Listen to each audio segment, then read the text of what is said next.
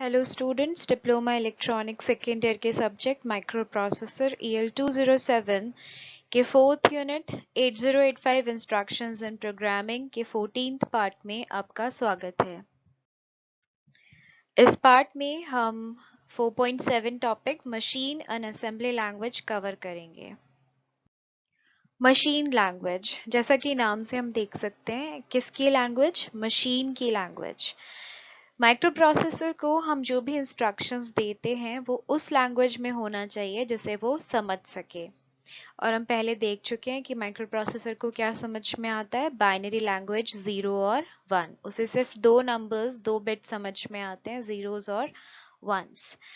तो वो लैंग्वेज जिसे मशीन समझ सके, जो माइक्रो प्रोसेसर को समझ में आती है, यानी जीरोस और वंस की लैंग्वेज, उसे हम मशीन लैंग्वेज बोलते हैं।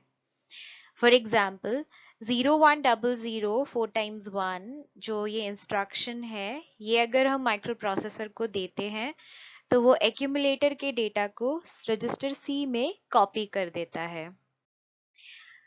प्रोग्राम इन मशीन लैंग्वेज, अगर हमें कोई मशीन लैंग्वेज में प्रोग्राम लिखना है तो वो हम कैसे लिखेंगे?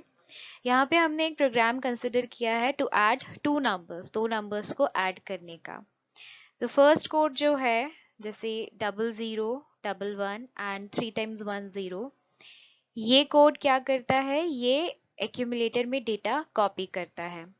कौन सा डेटा? जो हमने यहाँ पे दिया हुआ है 4 times 0 0010। तो ये 2 बाइट्स का इंस्ट्रक्शन क्या करेगा? डेटा 02 को एक्यूमुलेटर में कॉपी करेगा। इसी तरह से नेक्स्ट इंस्ट्रक्शन है 5 times 0 110 एंड 5 times 0 is 100। ये इंस्ट्रक्शन एक डेटा यानी 04 रजिस्टर B में कॉपी करता है। इन दोनों को ऐड करने के लिए हम इंस्ट्रक्शन देते हैं 1000 4 times 0। ये रजिस्टर B को एक्यूमुलेटर से ऐड कर देता है और रिजल्ट को भी एक्यूमुलेटर में ही सेव कर देता है। प्रोग्राम खत्म होने के लिए हम यूपी को इंस्ट्रक्शन देते हैं 0111 0110। ये म्यूपी को बता देता है कि प्रोग्राम यहाँ पे खत्म हो गया है, तो एग्जीक्यूशन रोकना है।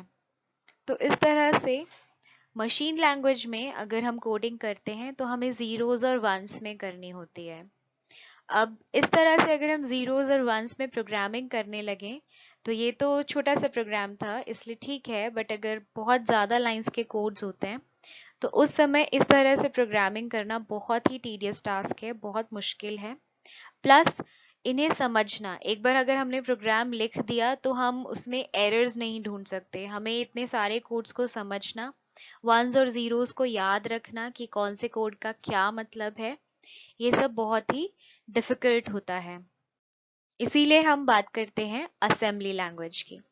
असेंबली लैंग्वेज में माइक्रो प्रोसेसर को इंस्ट्रक्शन देने के लिए हम इंग्लिश के वर्ड्स यूज करते हैं।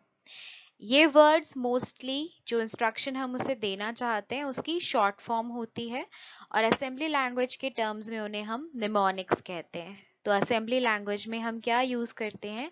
इंग्लिश के जैसे वर्ड्स, जिन्हें क्या कहा जाता है? निमोनिक्स।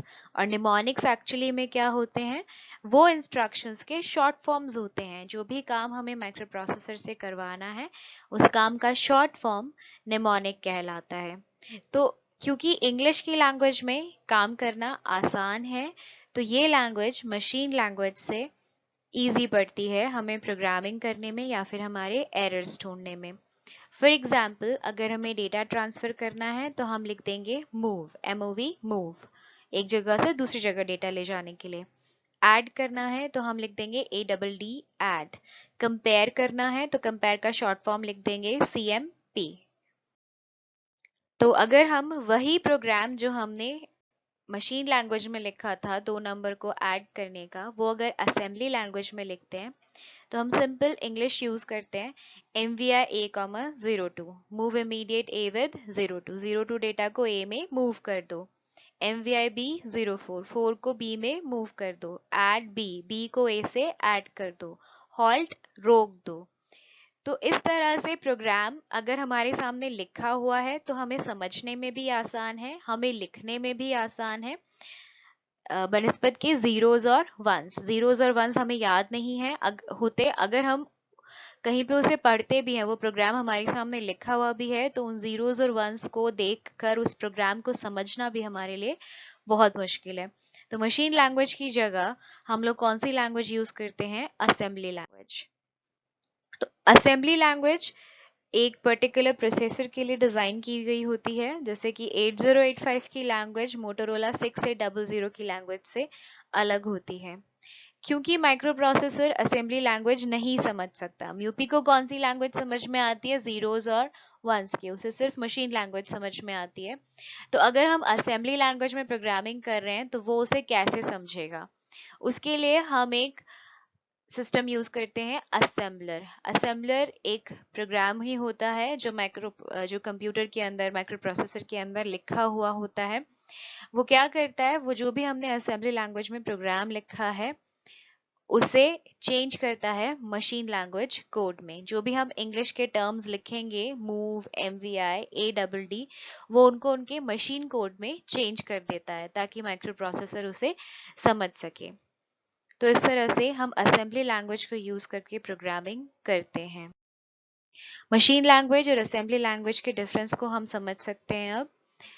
फर्स्ट डिफरेंस जैसे है कि मशीन लैंग्वेज जो है, मशीन लैंग्वेज प्रोग्रामिंग लैंग्वेज का लोएस्ट लेवल है जिसे डायरेक्टली प्रोसेसर एग्जीक्यूट कर सकता है क्योंकि वो उसी की लैंग्वेज में है। असेंबली लैंग्वेज भी लो लेवल प्रोग्रामिंग ही कहलाती है, लेकिन उसे म्यूपी डायरेक्टली एग्जीक्यूट नहीं कर सकता।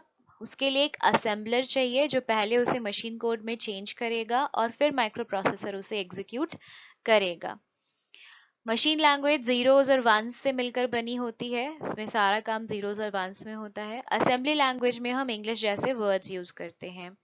मशीन लैंग्वेज को समझना, उसमें काम करना इतना आसान नहीं है क्योंकि जीरोज और वंस के लंबे लंबे कोड्स हमें याद नहीं रह सकते, और अगर वो सामने लिखे हुए भी हैं तो भी उन्हें समझना इतना आसान नहीं है। जबकि असेंबली लैंग्वेज क्योंकि इंग्लिश के वर्ड्स को यूज करती है तो उसे हम आसानी से समझ सकते हैं। मशीन लैंग्वेज प्लेटफॉर्म डिपेंडेंट है, ये मशीन के आर्किटेक्चर पर डिपेंड करती है, जबकि असेंबली लैंग्वेज का एक स्टैंडर्ड इंस्ट्रक्शन सेट होता है। मशीन लैंग्वेज में आप किसी भी तरह का चेंज नहीं कर सकते। अगर मशीन लैंग्वेज में चेंज करना है तो उसका आर्किटेक्चर ही चेंज करना पड़ेगा माइक्रो प्रोसेसर का, जबकि असेंबली लैंग्वेज में हम इजीली चेंजेस कर सकते हैं। मशीन लैंग्वेज में एरर्स होने के चांसेस बहुत ज़्यादा होते हैं क्योंकि जीरोज और वंस में जब हम लिख रहे हैं तो एक भी जीरो या वन लिखने में रह गया या फिर आगे पीछे हो गया कुछ कोड, तो उसमें एरर्स के चांसेस ज़्यादा रहते हैं। जबकि असेंबली लैंग्वेज क्योंकि हम सिंपली इंग्लिश के वर्ड्स यूज़ कर रहे हैं जो हमें समझने में आसान है, तो उसमें रिस्क कम होता है एरर्स का। Thank you students.